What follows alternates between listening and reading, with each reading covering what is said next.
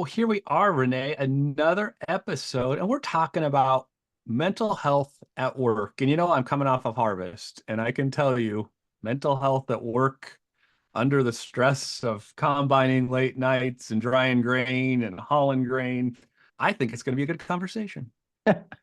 Yeah, I do too. We've had an interesting fall ourselves at work, and so down one staff member, so it's a little more challenging for those that are there. And so yeah, there's going to be a lot to talk about and share. So you're just saying in the farm getting off the long harvest season. So what happens now as you're ending harvest?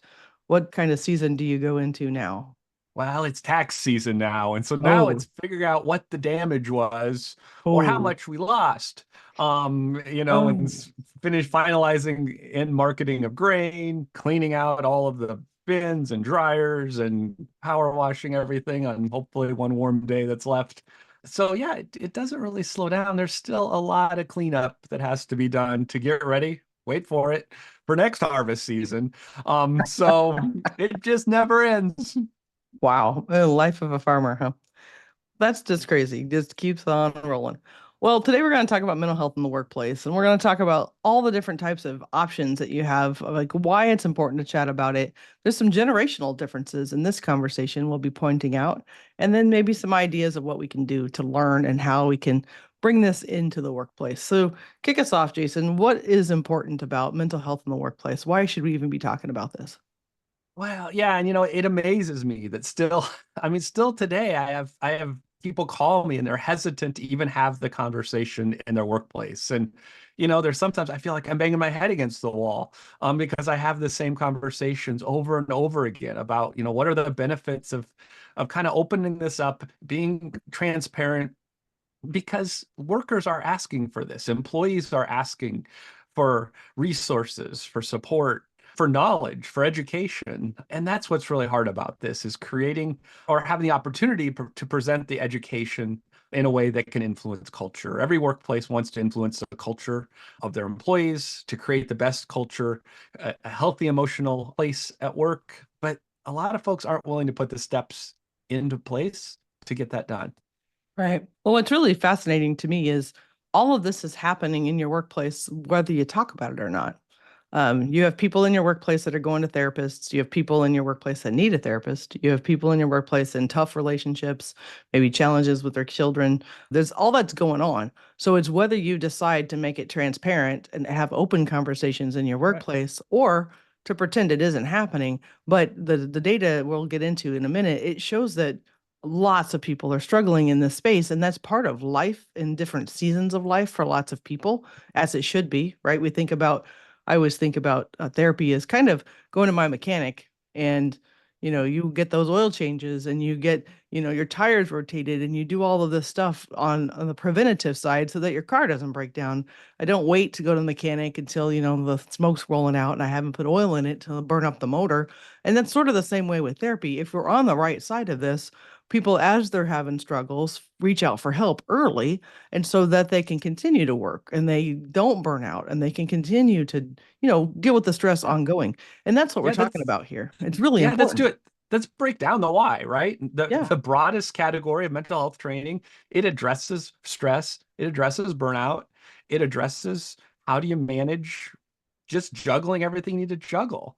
Secondarily, you got to look at suicide intervention and prevention. A lot of the places I'm called in to do these trainings, construction industry, Yeah. healthcare, Yeah. agricultural, Yeah. all higher suicide rates than the general population, all very at risk, right? And then we think about addiction and substance use. It Yeah. directly impacts the workplace. Costs the United States, some of the most recent research I saw, $740 billion a year Mm. associated with crime, lost work productivity, and healthcare.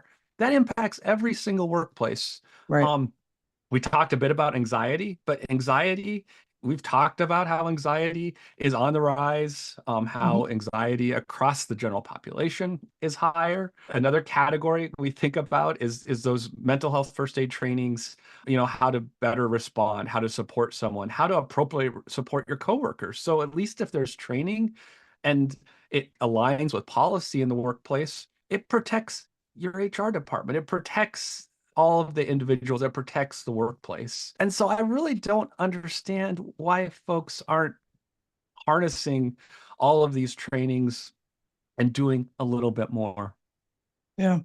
I know in our workplace it's been really important, and this is one of your soapboxes usually, but we jumped to burnout. I mean, I don't know. That seems to be the buzzword of 24, Right, 23. This was a lot of burnout, but they missed all of the chronic stress that led up to it. And there's right, a lot of warning signs before you get to burnout. And we seem to just skip over all that and just go straight to, well, I'm burnt out, so I quit my job. Well, you missed a whole lot of stuff that should have been taken care of earlier before we got to burnout. And so, one of the biggest reasons for this conversation is workforce retention. And right, workforce retention is critical in our community, in the Midwest, in almost every sector of work. The unemployment rate is very low. There's more jobs than there are people to work. That isn't changing if you look at long-term forecasts over the next decades, 2 decades, because we're not having as many babies in our country as we used to. So it's going to be competitive for work. So a right, person that's not feeling supported in these areas won't stay. And that's what the data is showing. And so we talk about, like you're saying, the real importance of this is, it's important to have language, and yeah, it's important to deal with the HR issues, but it's really important if you care about your employees. And if you can't take care of your employees, the client part is going to be a big, big problem, because employees have to come first before right, clients. And I know right, we've gotten that messed up over the last few decades. It was always customers first. right. That's not really true. If you don't have employees to deal with the customers, you're just done. And that's my soapbox is why aren't we investing in it and doing trainings right? I can tell you that, I reflect back, it was, National Recovery Month, Suicide Awareness Month, just last month well, no, in September. Was that what it was, Renee? I I think get all it's my months September. mixed up. So a few months ago, and that's when I frequently do all the lunch and learns, right? And so I Mm. talk to HR departments, I do some work for some different EAPs. They're like, hey, we'd like to do a lunch and learn, but we're just going to do it by Zoom. And I'm Mm. like, well, it usually goes better when there's connection. I'm more conversational. They're like, yeah, we just want to check the box. So it'll be 50 minutes by Zoom. And we're just going to set a laptop up in the break room and we're going to shove Mm. 20 people in the break room. I didn't know this prior, right? I thought there would be Mm. a little better setup. The microphone's so Mm. bad I can't even hear questions people are asking.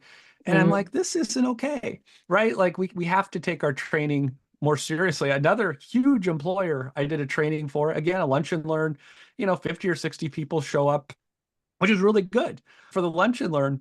And I spent 10 minutes before the training talking the HR director into letting us use chat because I'm like, it's really good if people can just kind of respond. They're more engaged in the training. They're like, we don't use chat. We only use the question function. Can we let people chat with each other?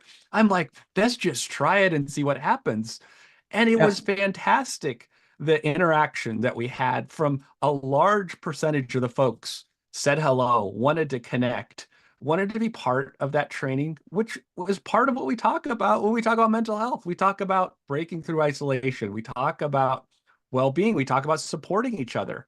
Well, you Right. can't do that in isolation. And so when we talk about training, we're also talking about how do you do the training? Right. How do you really implement it? And how do you really support it in the culture of your workplace? That's my new soapbox, Renee. Yeah. Well, there's a group that's called Lead Des Moines that you and I spoke to last Yeah. year, and I got to speak to this year. And one of the things that I've done, which they think is a little different, but they give me a whole lot of time, but most of that time is them in discussion, because they're Mhm. going to learn a lot more. I could present a concept and then let them talk. And so it's like, okay, what have you noticed about your coworkers and how their stress and their anxiety? And then talk about that, right? So that the folks in the room that don't really know can pick that up from others and like, oh, that's what that behavior is, right? Yeah. We get frustrated when people don't do their jobs, right? Or our persons aren't keeping up at work, or they're, slacking off, or they're calling in sick on critical deadlines, all that stuff. Well, there's reasons behind that. And so Right. these trainings give you some language, give you some tools to ask questions, so that you can, not getting yourself in trouble, but making sure you're supporting that person. And if the job isn't the right job, that's one thing, moving them on. But again, it's a competitive marketplace now. So you may or may not get another employee. So you need to figure Right. out, is it really an employee who cannot fit? or is it a person that needs more support to fit? And those issues are exactly what we're talking about here. So kudos to groups like Lead Des Moines that are trying to teach their leaders of nonprofits and groups across the Mhm. community, what to look for. And so they've asked for this training, like you're talking about, so that they can have those conversations, because these are Yep. leaders who want to make a difference in their community, at work, for themselves, but also, in the community at large. And so it's a really important thing. And you can see it done well too if you get the opportunity. So let's talk about some benefits. There's some real benefits and some real, well, you already talked about some, the $740 billion per year that it costs uh, for not dealing with Right. addiction and substance use. That's a huge cost and a huge data point. But what are some of the other data pieces we should be thinking about how this is important and how we can decrease that stigma in our workplace?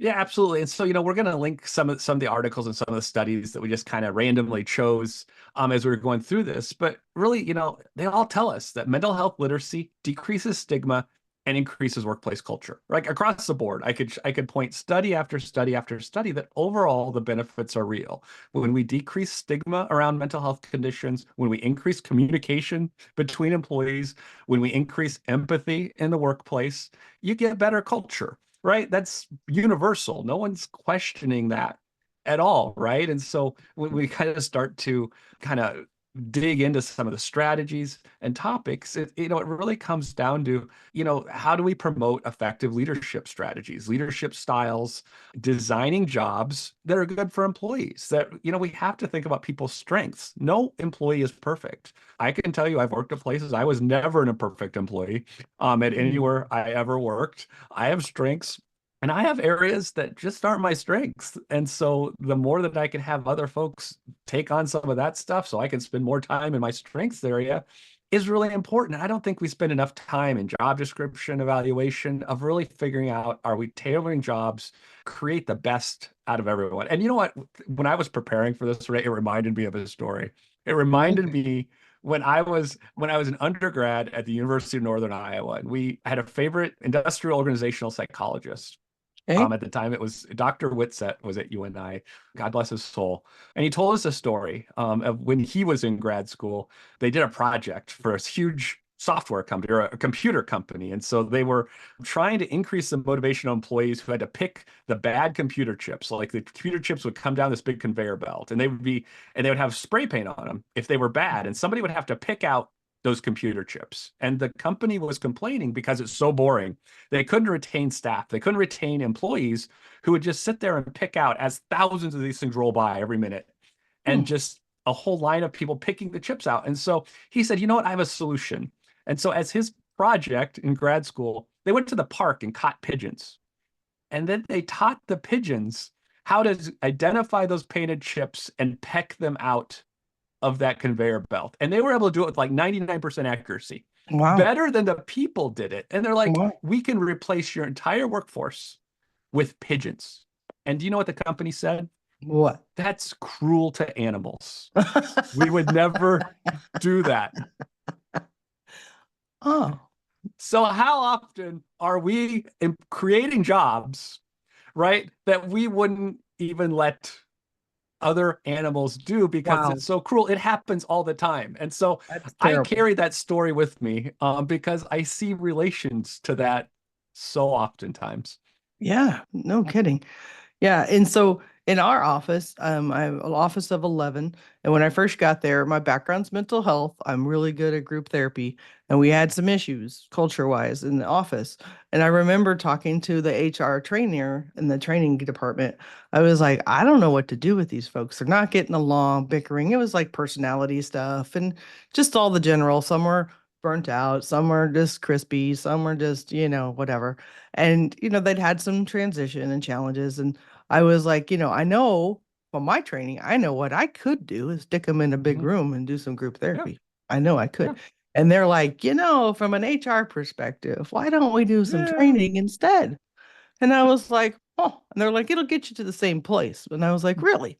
So we started that with some culture training. I Mhm. brought in a coach, did some Enneagram work. And you may think, whatever you think about the Enneagram, you could be the biggest fan or not, whatever. That's not the point. The point is, it was a common language that for this group needed to start kind of superficially. So this one was kind of one that they thought was interesting. They had done some free things and thought, well, that's kind of cool. I'd like to learn more.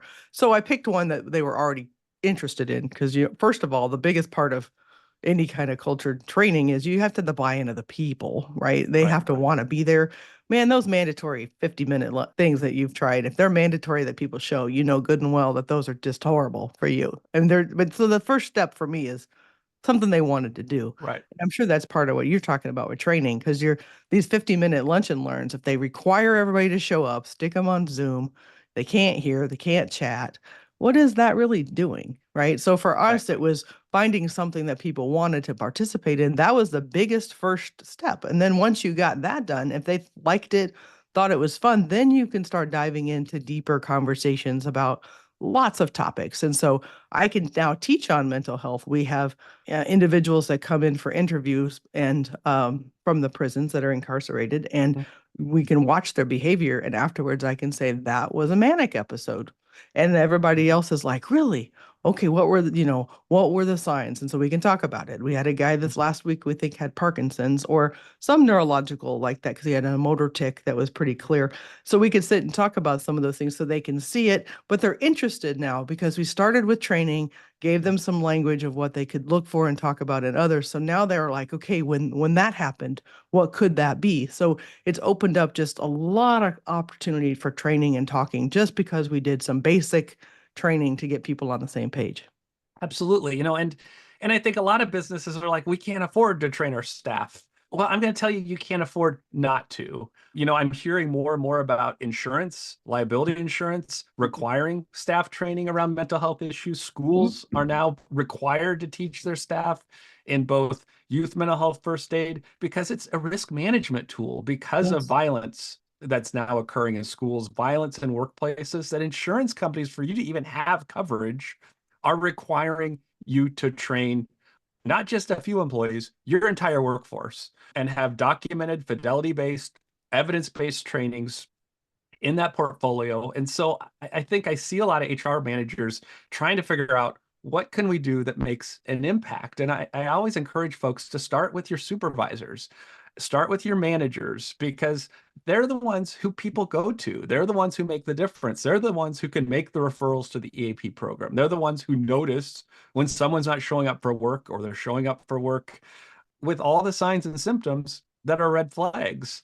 And so, I'm always like, well, let's start with where you're going to see the most results. Let's start with, that's generally where HR spends their most time, is with those mid-level supervisors and managers working through challenges that they have with their employees. And so I think that I don't understand, because you're paying so much more in all of this lost productivity and time trying to manage people when you have issues, as opposed to training everyone with that common language, with the tools and resources they need to act appropriately and respond appropriately. Right. When your conversation about supervisors, the construction industry here in Iowa, they're number 2 for suicide in our Yep. state.